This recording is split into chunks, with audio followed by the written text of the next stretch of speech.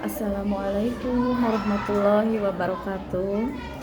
Nah, untuk tema kesempatan ini, Ibu akan menjelaskan tentang definisi sifat tercela.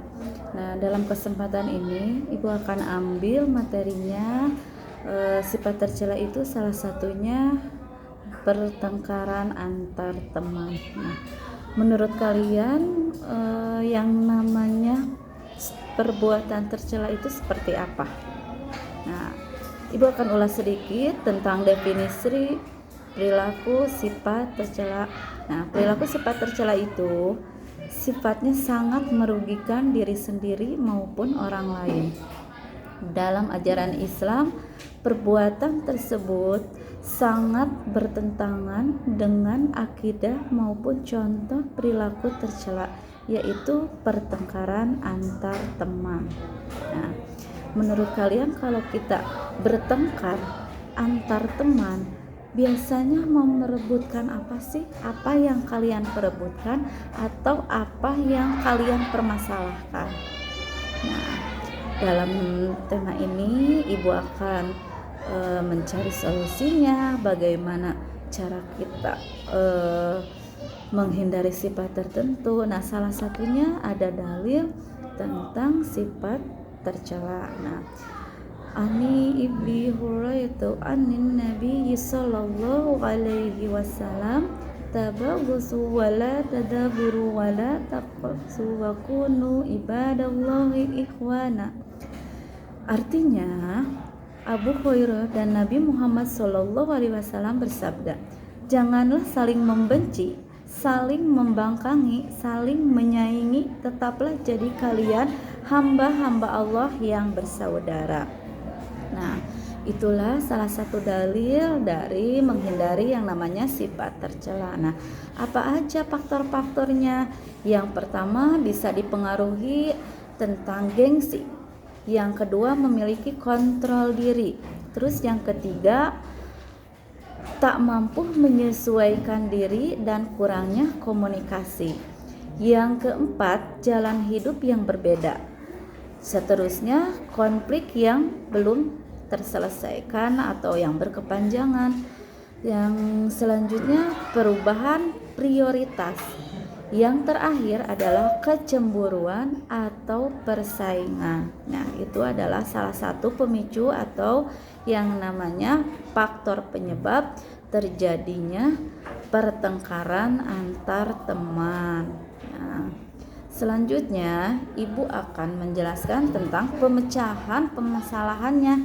Nah, jadi ketika kita mengetahui faktor penyebabnya, kita juga harus mengetahui, harus mencari akar permasalahannya itu dari mana. Nah, Ibu akan kupas tentang pemecahan masalah-masalah tersebut. Yang pertama, coba dengarkan dengan baik.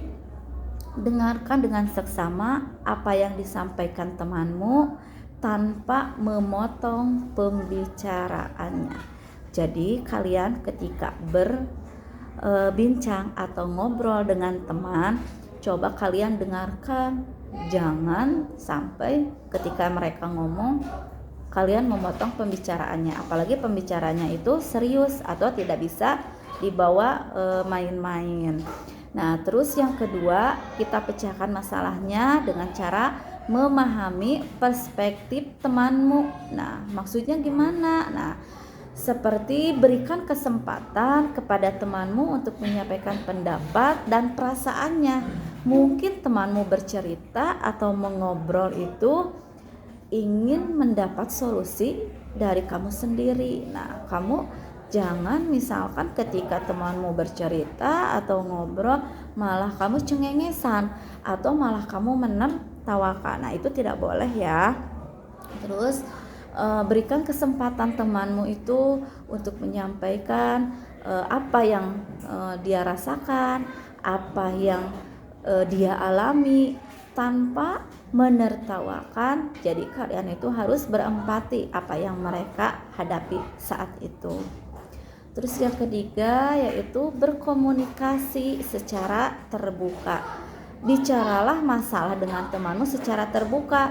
Jadi contohnya ketika kamu ngobrol sama temanmu, kamu jangan berbisik ketika ada teman yang lain.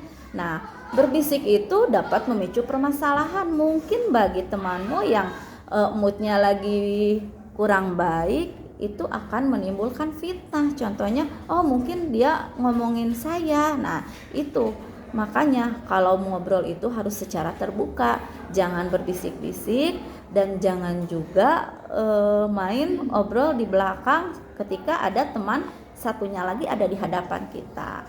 Nah, itu ya tentang pemecahan masalahnya.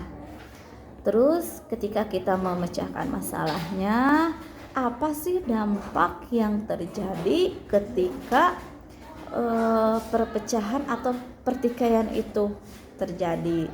Nah, bisa jadi karena ada beberapa faktor di sini. Yang pertama, perpecahan dan pertikaian itu disebabkan karena berbagai pendapat atau saling mengeluarkan pendapatnya itu tidak mau disaingi atau tidak mau terkalahkan. Yang kedua, menimbulkan suasana tidak nyaman, mengganggu kelancaran dalam bekerja. Nah, itu dampak-dampaknya. Terus ada lagi dampaknya, yaitu menimbulkan masalah yang semakin rumit. Asal permasalahannya sedikit, kalau misalkan kita tidak bisa menahan emosi, itu akan menjadi rumit atau menimbulkan masalah yang besar dan bertambah masalah itu sendiri. Terus yang terakhir, membuat salah satu teman itu menjauh dari kita. Nah, itu dampaknya. Asalnya kita selalu berbarengan ke warung, jajan, atau main, kita selalu berbarengan, tapi ketika kita ada perpecahan atau pertikaian, jadi salah satu teman itu bisa menjauh dari kita. Nah, menurut kalian lebih baik satu musuh banyak atau 1000 teman kurang? Nah, itu ya. Jadi kita itu harus bisa menyikapi sesama teman, jangan sampai menimbulkan perpecahan atau pertengkaran. Nah, setelah kita mengulas tentang dampaknya, apa sih tujuan dari pembelajaran ini? Ketika ibu sampaikan pemaparannya, ketika ibu ceritakan definisinya, pokok permasalahannya, dan dampaknya. Jadi tujuan pembelajaran ini yang pertama itu meyakini dengan benar bahwa agama melarang melakukan pertengkaran antar teman. Yang kedua, dapat memecahkan masalah dengan baik. Dan yang ketiga, siswa dapat membuat konten tentang fenomena pertengkaran antar teman. Nah, itu ya yang akan ibu sampaikan di kesempatan kali ini. Semoga apa yang ibu sampaikan, apa yang ibu berikan edukasi maupun pengarahannya menjadi manfaat bagi kalian semua.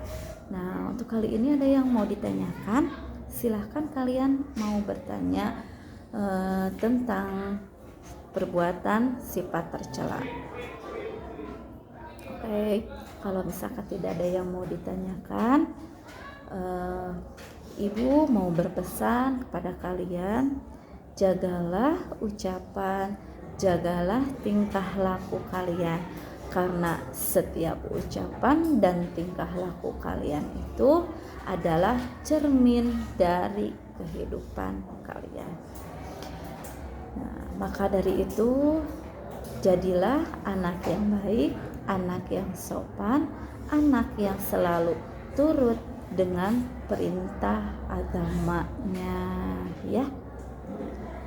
Terima kasih untuk kalian yang selalu mendengarkan arahan dari ibu, yang selalu menunggu ibu di kelas. Semoga apa yang kalian jadikan pembelajaran ini suatu barokah dan ilmu yang bermanfaat sampai manapun, ya. Oke, ibu tutup dengan ucapan hamdalah, wassalamualaikum warahmatullahi wabarakatuh. Dadah, sehat selalu.